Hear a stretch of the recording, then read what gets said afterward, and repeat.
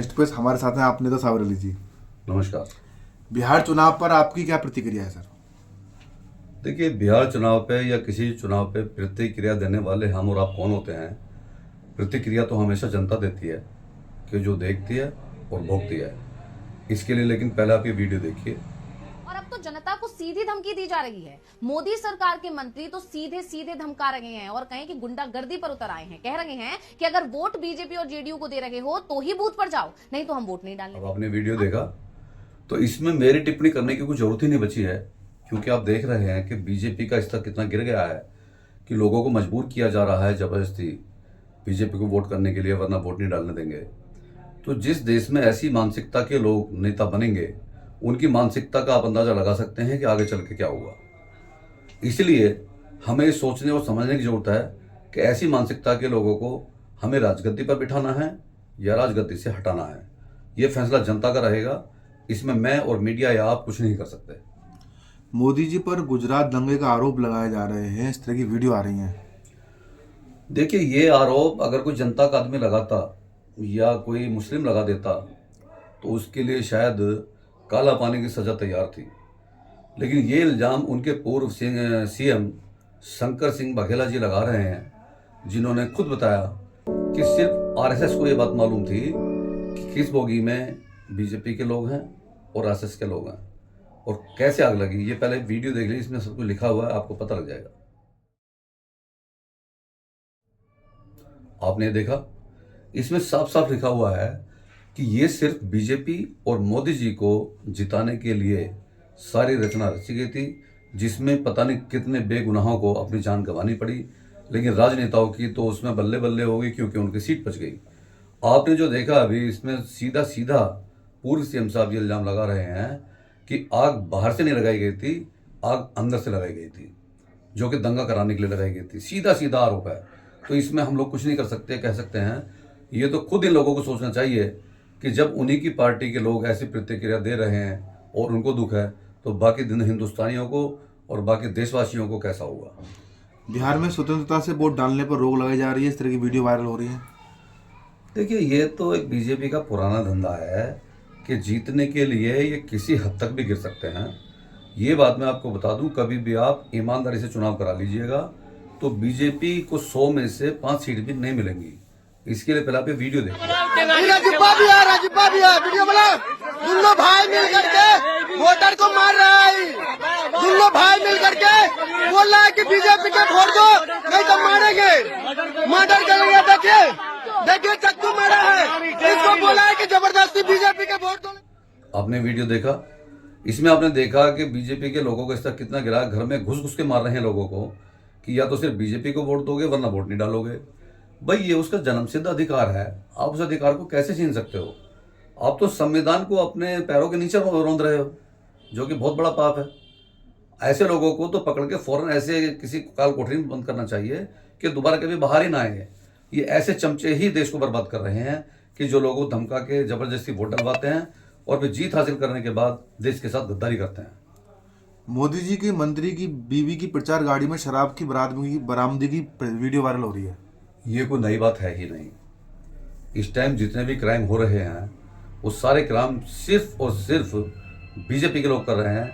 इसके लिए पहले आप चुनाव ये हैरान करने वाली तस्वीरें सामने आई हैं। मोदी के मंत्री की बहू की प्रचार गाड़ी से बताइए शराब बरामद हो रही है, भारी मात्रा में शराब पकड़ी गई बीच चुनाव। आपने देखा, ये मोहतरमा बीजेपी के मंत्री की बीवी हैं, जिनकी गाड़ी से बेहद शराब बरामद हुई है।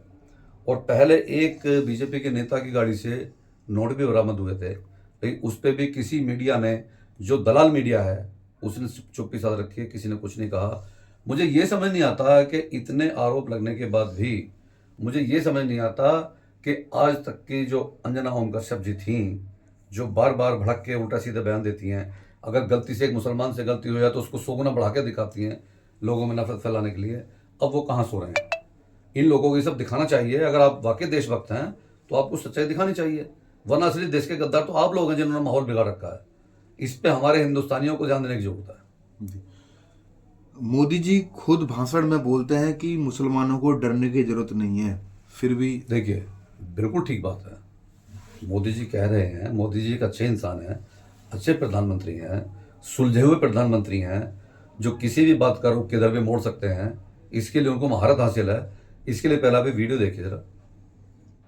जो हिंदुस्तान की मिट्टी के मुसलमान है, जो हिंदुस्तान की मिट्टी के मुसलमान है, जिनके पुरखे मां भारती की संतान है, भाइयों बहनों, उन पर नागरिकता कानून और एनआरसी दोनों का कोई लेना देना नहीं है। आपने उनकी महारत की एक वीडियो देख ली। मैं ये जानना चाहता हूं, जो मोदी जी कह रहे हैं बिल्कुल ठीक कह रहे हैं, लेकिन मोदी जी फिर देश में ये हो क्या रहा है ये बताइए आप। किस जगह मुसलमानों को टारगेट नहीं किया जा रहा, एक जगह बताएंगे आप? जिस जगह पर आपका शासन है वहां खास तौर पे ये बोल के मुसलमानों को टारगेट किया जाता है कि मोदी जी बैठे हैं, डरने की कोई जरूरत नहीं है। और अगर आप इस बात को झूठ साबित करना चाहते हैं तो भारत को सुधारते क्यों नहीं? जो तुम्हारे नफरती लोग हैं इनको आप क्यों नहीं बोलते हैं कि उल्टे सीधे बयानबाजी ना करें, लोगों से नफरत ना करें, लोगों में नफरत ना बांटें? देखिए, राजा प्रजा का मालिक होता है और अगर मालिक ही गलती करेगा तो प्रजा जरूर करेगी, नहीं मानेगी वो। इसीलिए आप प्रजा को जब तक नहीं रोक सकते, जब तक आपके अंदर सुधार नहीं होगा, तो आपके अंदर सुधार की बहुत ज़्यादा जरूरत है। इसके लिए हम आपसे और ज़्यादा कुछ नहीं कह सकते, क्योंकि आप देश के प्रदेश के राजा हैं। आपको खुद समझना चाहिए कि आगे इसका अंजाम क्या होने वाला है। जितने भी नफरती लोग हैं भारत में, जो नफरती बातें करते हैं, उन पर आप क्या कहेंगे? देखिए, जो नफरती लोग हैं ना, इनका भी मैं यही कहूँगा, ये भी बीजेपी का एक ऐसा हिस्सा, एक ऐसी नाजायज औलाद हैं। और मतलब मैं वो शब्द इस्तेमाल नहीं करता जो मेरी ज़बान पे आ रहे हैं, करना नहीं चाहता हूँ मैं, वरना इनको जितने गंदे शब्द से इनका नाम नवाजा जाए उतना ज़्यादा ठीक होगा। इन लोगों ने देश का बेड़ा गर्क कर दिया है, और इतना बेड़ा गर्क कर दिया है कि अब अगर खुद बीजेपी भी चाहे तो इसको कंट्रोल नहीं कर पाएगी। इन्होंने जिन बच्चों के हाथ में, हमारे हिंदू भाइयों के, सिख, ईसाई, मुसलमान, में सभी को कहूँगा, जिन बच्चों के हाथ में इन्होंने हथियार और डंडे थमा दिए हैं नफरत करने के लिए, वो अब कोई कारोबार या काम नहीं कर पाएंगे। इसका जो पूरा अंजाम है वो कुछ दिनों में आपके सामने आ जाएगा कि आगे क्या होने वाला है। लेकिन मैं एक बात जरूर पूछूंगा इन नफरती लोगों से आज। ये कहते हैं, जब नफरत फैलाते हैं, कि मुसलमान लोग आपके घर में घुस जाएंगे, आपका घर छीन लेंगे, आपकी बहन बेटियों के साथ रेप करेंगे, आपका मर्डर कर देंगे, आपके बच्चों को किडनैप करके ले जाएंगे, वगैरह वगैरह। ये बहुत सारे इल्जाम लगाते हैं।